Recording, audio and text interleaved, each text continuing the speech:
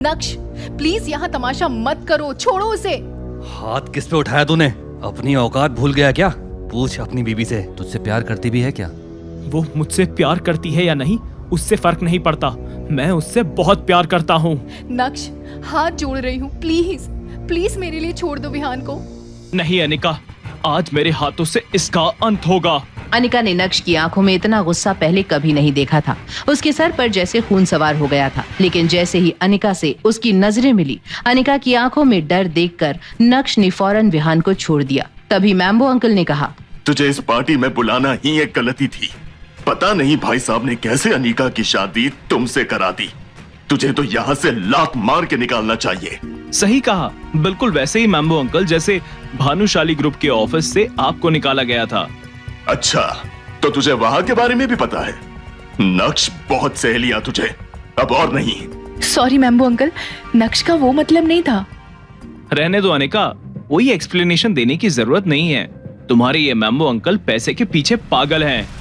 Mambo uncle के गुस्से का घड़ा भर चुका था। नक्श आगे कुछ कहता कि तभी मैम्बो अंकल ने एक जोरदार मुक्का नक्श की ओर घुमाया। मुक्का चेहरे तक पहुंचता कि तभी नक्श ने बड़ी आसानी से उनका हाथ हवा में ही पकड़ लिया। विहान, तुम्हारे प्यार का भूत उतर गया या मैं और उतारूं? ये सब क्या बदतमीजी है नक्श, गेस्ट को डरा धमका कर भगा रहे हो। माफ कीजिएगा दादी जी, पर इन सब की जिम्मेदार आप भी हैं। ये जानते हुए कि अनिका मेरी पत्नी है, आपने विहान या मैम्बो अंकल को रोकने की कोशिश तक नहीं की, उल्टा स्टेज पर खड़ी होकर तमाशा देख रही थी। नक्श के गुस्से से पूरे पार्टी हॉल में सन्नाटा पसर गया था। मैम्बो अंकल भी पीछे हट गए थे। विहान तो भीगी बिल्ली के जैसे कल्याणी दादी के पीछे छिप गया था। नक्श आगे कुछ कहता, तभी उसकी सासू माँ चित्रा ने उसे जोर का एक थप्पड़ मारा।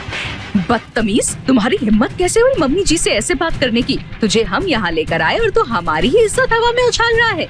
तू शायद भूल गया है। ठीक कहा मम्मी जी आपने। मुझे लगा था कि एक दिन शायद आप लोग मेरी अहमियत समझोगे, पर अब और नहीं। आज से मेरा और जावेरी खानदान का कोई लेना देना नहीं। जा रहा हूँ मैं, और अब तभी लौटूंगा जब कल्याणी देवी मुझसे माफी मांगेगी। इतनी बड़ी स्पीच दे दी तूने, अब उसका एप्रिसिएशन तो बनता है। पीछे देख अपने नक्श, आज तेरी सारी अकड़ ना निकालती तो मेरा नाम भी नवीन जावेरी उर्फ मैम्बो नहीं। नक्श ने जैसे ही पीछे मुड़कर देखा, 50 से 60 आदमी हाथ में रॉड और चाकू लिए नक्श की ओर दौड़ते आ रहे थे। उनके पीछे से एक 50 से 55 साल का सफेद दाढ़ी और काले कुर्ते में एक आदमी शेर की तरह आ रहा था। उसकी मौजूदगी से सारे हॉल में खौफ की लहर दौड़ गई। इरफान भाई, इस शहर में आपके रहते हुए कभी किसी ने मुझे हाथ लगाने की कोशिश नहीं की, लेकिन आज मुझ पर हाथ उठाने की जुर्रत करी। बस कर मैम्बो, और कितना मक्खन लगाएगा? तूने मुझे मदद के लिए बुलाया, मैं आ गया। अब बता कौन है वो? वही जो आपके सामने खड़ा है इरफान भाई। तू कहीं देखा देखा सा लगता है, पर अब किसी और को नहीं दिखेगा। तू गुजरात शहर में रहकर मुझे नहीं जानता क्या? हाँ, तुझे भी जानता हूँ और समझ सकता हूँ। ये तू नहीं, तेरी जवानी का खून उबाल मार रहा है। अब आपकी डायलॉग बाजी खत्म हो गई हो तो आगे क्या करना है वो बता दीजिए प्लीज। मुझे आप लोग के सामने बीन बजाने के अलावा और भी काम है। नक्श इससे आगे कुछ बोलता उसके पहले इरफान भाई का चाकू नक्श की गर्दन पर आ गया और वहाँ खड़े इरफान भाई के आदमी सिर्फ उनके इशारे का इंतजार कर रहे थे। ये सब देख रही अनिका और चित्रा सहम गई थी और वहीं मैम्बो अंकल की खुशी बढ़ती ही जा रही थी। क्या नक्श का ये एटीट्यूड डाल देगा उसकी जान को खतरे में?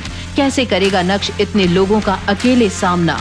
क्या इस हादसे के बाद बढ़ जाएगा अनिका के दिल में नक्श के लिए प्यार या बढ़ेगी दूरियां? इन सभी सवालों का तुरंत जवाब चाहिए तो पॉकेट FM डाउनलोड करें और सुनें super hit series Insta empire.